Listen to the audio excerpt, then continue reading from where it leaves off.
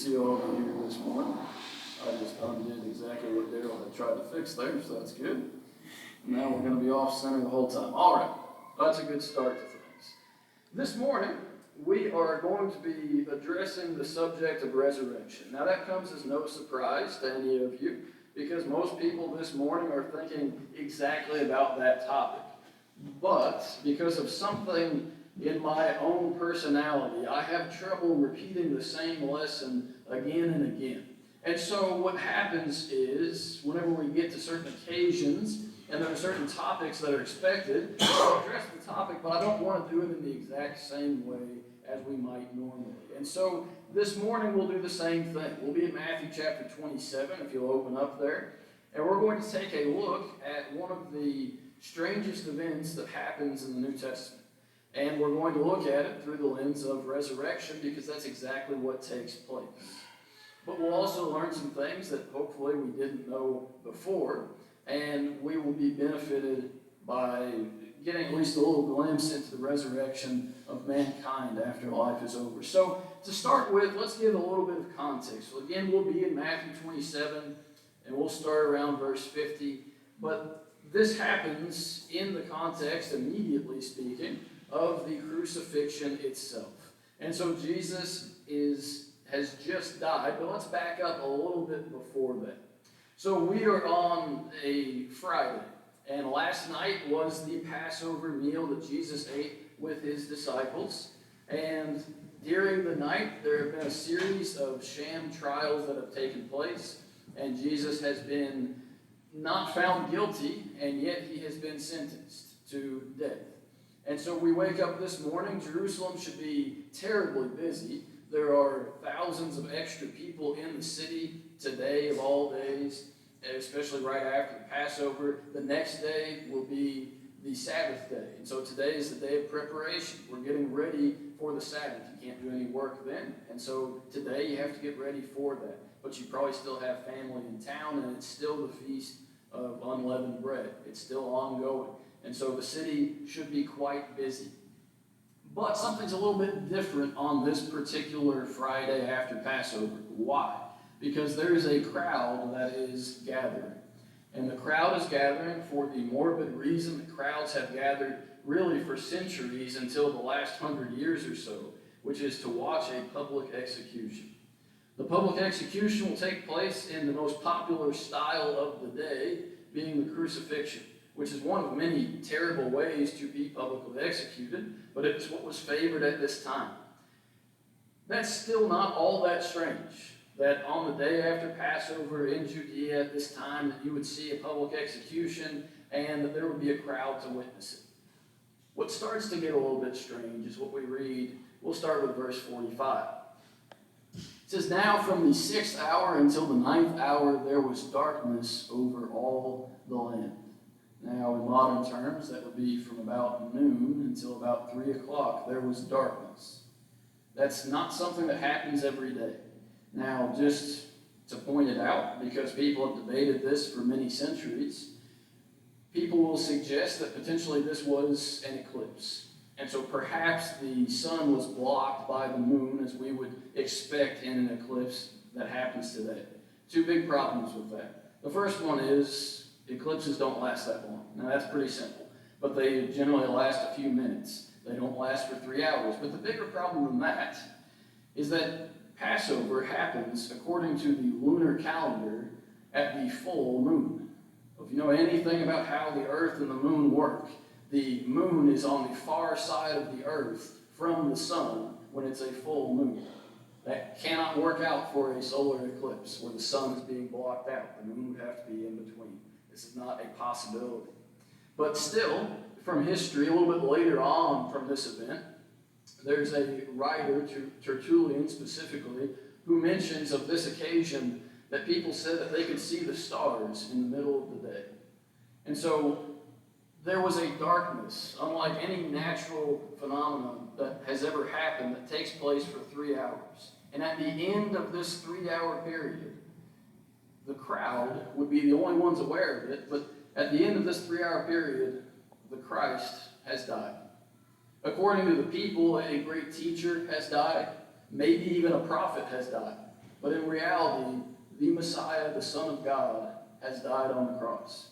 And so what takes place after this is a little bit strange, but important for us to understand, especially as it pertains to our own resurrection. So the strange events that we'll speak about, really, like we said, start with verse 45, where darkness comes over the land. But then they continue on in verse 50. Verse 50 is where Jesus actually gives up his spirit. It says he cried out again with a loud voice and yielded up his spirit. Verse 51. Then behold, the veil of the temple was torn in two from top to bottom, and the earth quaked, and the rocks were split. So some strange events are taking place. The first thing mentioned is that the veil of the temple was torn in two. Now, in the temple, there was a big, fancy curtain that's probably at least as high as the wall behind me, actually a little higher than that. It is mostly blue and red and a little bit of purple thrown in there as well. Its purpose is mainly decorative, and you've probably heard, if you've ever heard a lesson on this, that the curtain is symbolic of the relationship between humanity and God. There's probably some truth to that, but I think that's been played out enough. But in reality, there's something more interesting going on here. So the temple, the inner part of the temple is separated into the holy place and then the most holy place. Essentially the outer part of the temple and then the inner part where the Ark of the Covenant is supposed to be housed. And so every day the priest would make offerings to God at this temple. And they would have a morning sacrifice and an evening sacrifice. And on each of those occasions, the priest would offer a lamb. And so you would take a lamb without spot, without blemish, and you would slaughter that lamb, and you would sprinkle some of the blood on the altar, and you would burn up the portions that you were supposed to of the lamb. And it was a sacrifice like normal. Except on this day, it would be a little bit different. Why? Because the morning sacrifice has been offered, but the evening sacrifice needs to be offered. Well, what time does the evening sacrifice happen? It's not specified in the Old Testament, but according to the Jewish tradition of how they would operate, it would be halfway between midday and evening, which means that they pretty well set the time at 3 o'clock. What happened on this Friday at 3 o'clock? The Lamb of God that had come to take away the sins of the world was being offered at the same time that the priest in the temple offered the evening sacrifice. Now, if we were in the realm of humanity and things that happen among us, we would call that coincidence. That's not how that works with God. God planned out for all time that his son would be sacrificed. And when did that happen? It happened when the evening sacrifice was supposed to take place. And it happened in association with the Passover when the lamb would be killed. The other point that we want to make with that is that if the priest is in the temple offering the sacrifice at this time, what does that mean? It means that someone witnessed the curtain of the temple being torn in two. Now that would have been a strange event, but imagine once the priest comes out and eventually talks to some other people and they say, oh, did you know that Jesus teacher guy, he died about the same time that you were in the temple and that curtain tore right down the middle. I don't know what that would cause for somebody in terms of belief, but you would think it would have some kind of effect there. The other thing that's mentioned in verse 51 is that there is an earthquake, or that the earth quaked. And so, as a result of that, it splits open the rocks. In verse 52, the graves were also open. And so there is a major earthquake, which is not uncommon. Even in that part of the world, we see earthquakes. There's one not too long ago in the Middle East that caused all kinds of devastation. But in this case, we have an earthquake that lines up exactly with the moment of someone's death. Now again, that could be coincidence in earthly terms. I'm sure that does happen. Someone dies at the moment that an earthquake takes place. But it's a little bit different when it's the Son of God. Also with this earthquake, it's strange because it affects the hill of Calvary. And yet it doesn't appear to affect the next hill over of Jerusalem. There's no reports of damage in the city. There's no collapsing of buildings that take place there. Instead, it's this one particular hill that's receiving this earthquake.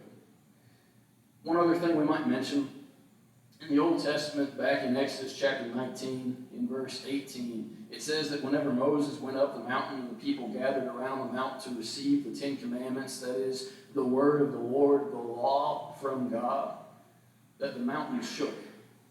What happened when that law was fulfilled?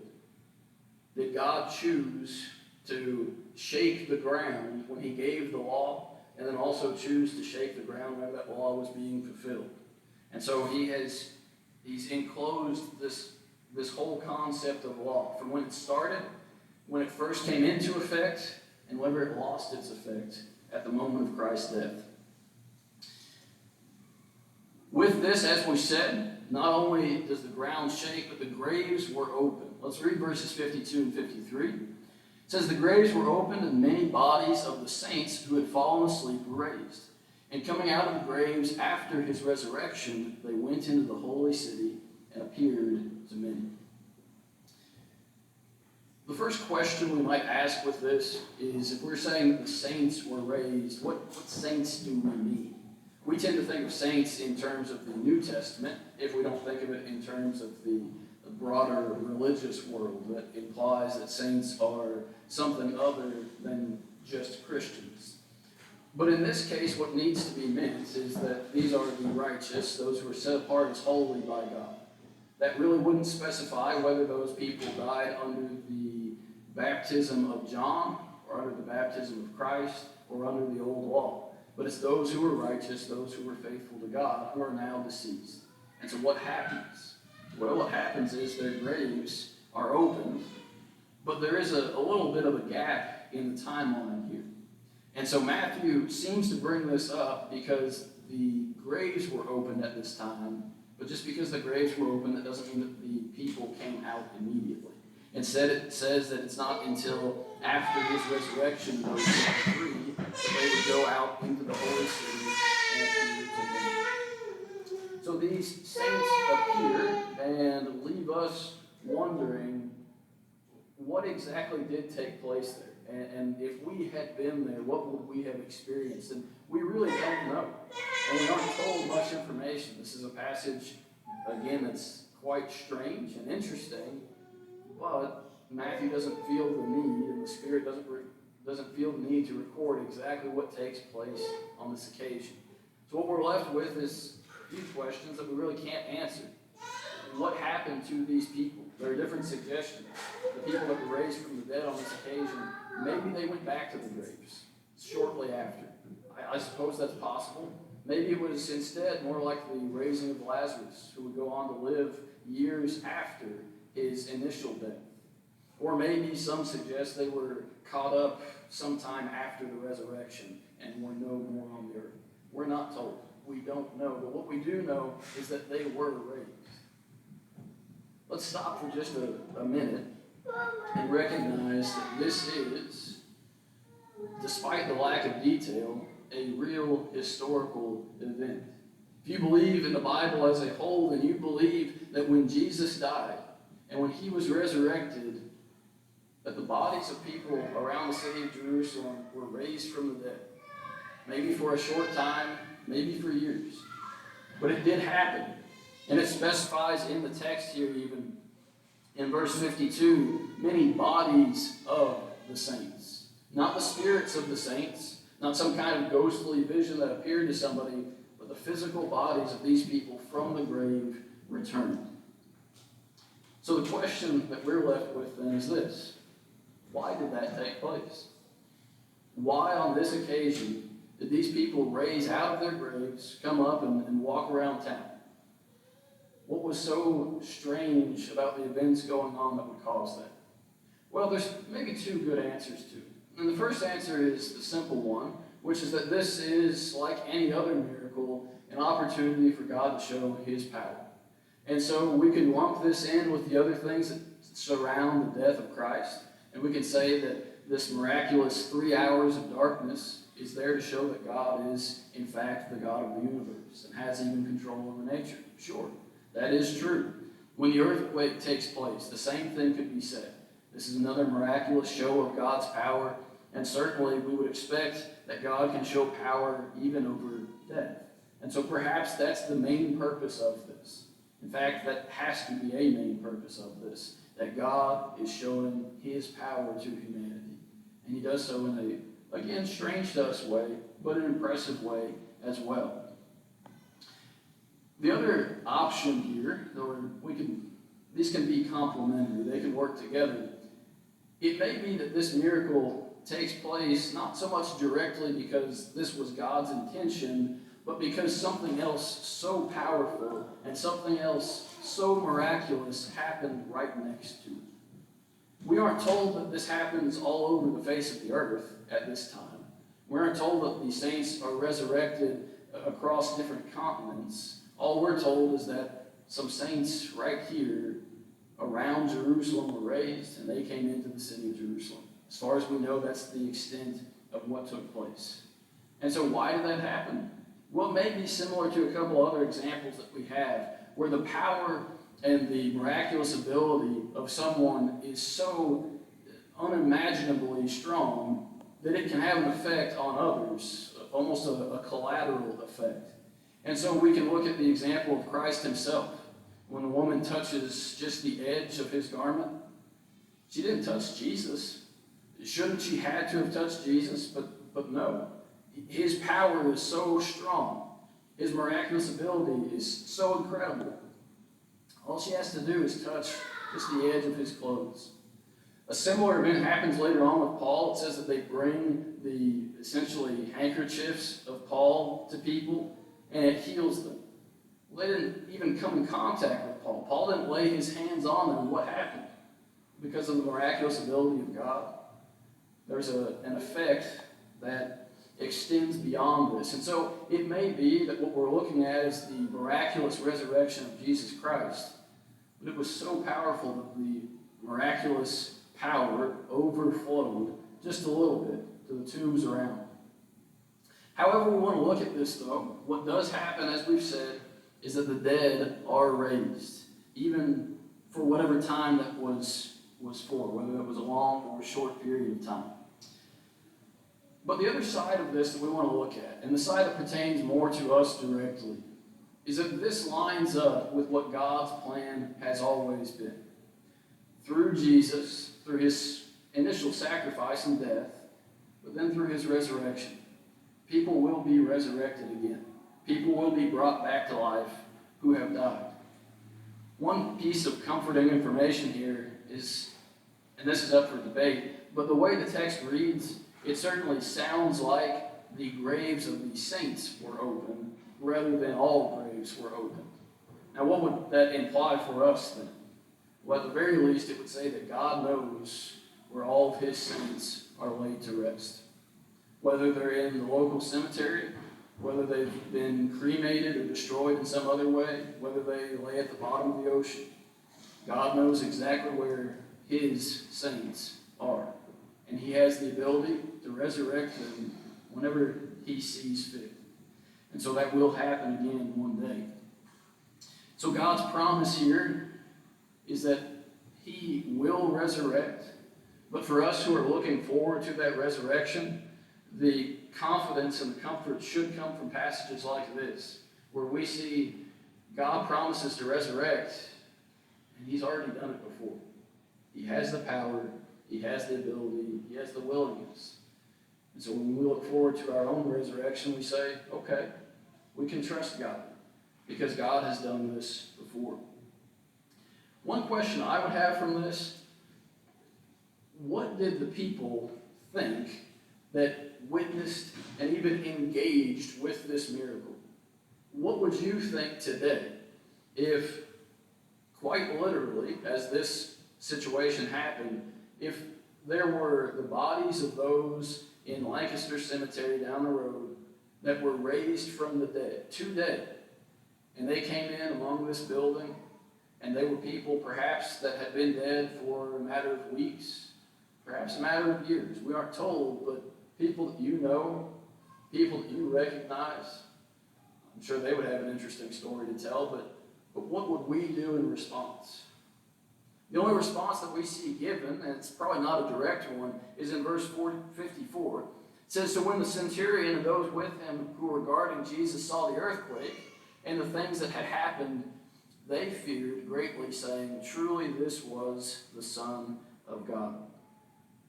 The reason I say it may not be direct is because in Mark's recording of this, it says that this happened immediately after. And so it appears that what the centurion is referring to is more the darkness, the way in which Christ died, Mark specifies, and the earthquake. And so the centurion says, wow, that was impressive. Maybe this man was the Son of God. And I wonder if he had that amount of belief, if it is genuine. What do you think he started to believe after he heard the reports of this person being raised from the dead and this person coming back to life and coming into town and knowing that it happened at the same time in the same association with this same man? And so that belief should be emboldened, not just in the centurion, but again also in us, those who look forward to the resurrection today. So our question is this: if we are aware of these events, even if they're far removed from us, even if it's been nearly 2,000 years, if we know that this resurrection took place in the past, and we will look forward to a resurrection that will happen in the future, how should we respond? How should we respond knowing how great the power of God is? Maybe you've already responded to the power of God, and that's great. That's wonderful. That's our hope. If you haven't, now's your opportunity. But also, if you have responded, how many of your neighbors have? How many people in your family are left without this knowledge, or do you know that have not responded to the wonderful power of God? This morning, hopefully this lesson has been intriguing enough, apart from just what we would normally discuss with the resurrection. But the point is partially this, that as important and as vital, there is nothing more vital than the resurrection of Christ, but as important as the resurrection of Christ is, that's just the first step. It sets a path out, or a pattern for us to follow.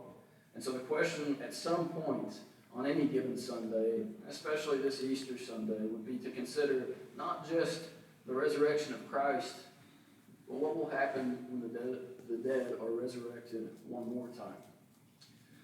This morning, if you have any need from the church, this morning, if you've never responded to the miraculous power of God, this is your opportunity. And this morning, if there's any need that you have that we can assist with, we ask that you come forward now as we stand, as we sing.